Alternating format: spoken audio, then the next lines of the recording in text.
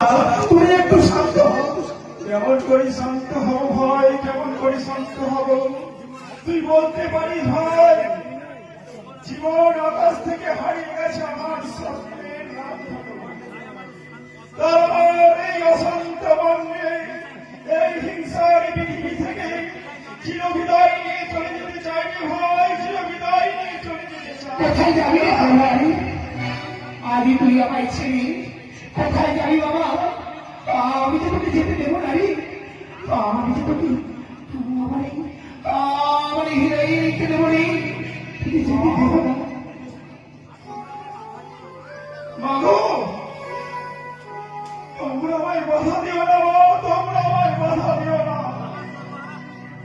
আমার পিতি হয়তো ক্ষত বিক্ষত হয়ে রাস্তায় রাস্তায় ঘুরে বেড়াচ্ছে। আর একদম নরক পিতিকে ধরবার জন্য ছুটে চলেছে।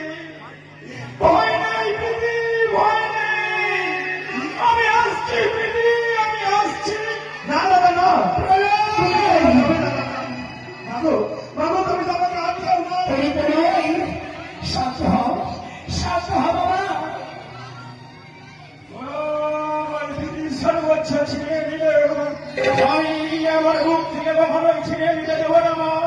আমার দেহে প্রাণ থাকতে আমার পিতিকে আমি ফিরিয়ে আনবই মা, ফিরিয়ে আনবই।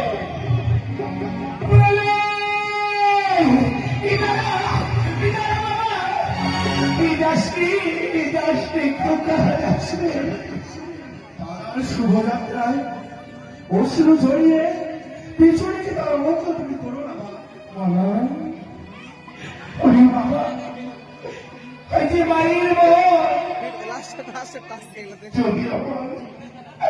যদি আমার খাতারি কোনো ক্ষতি হয়, পাগল অগ্রজ রামচন্দ্রের সীতা উদ্ধারে তার পাশে যদি কেউ না থাকে মা, তবে এই অনুজ লক্ষণ তার পাশে সব সময় থাকবে মা।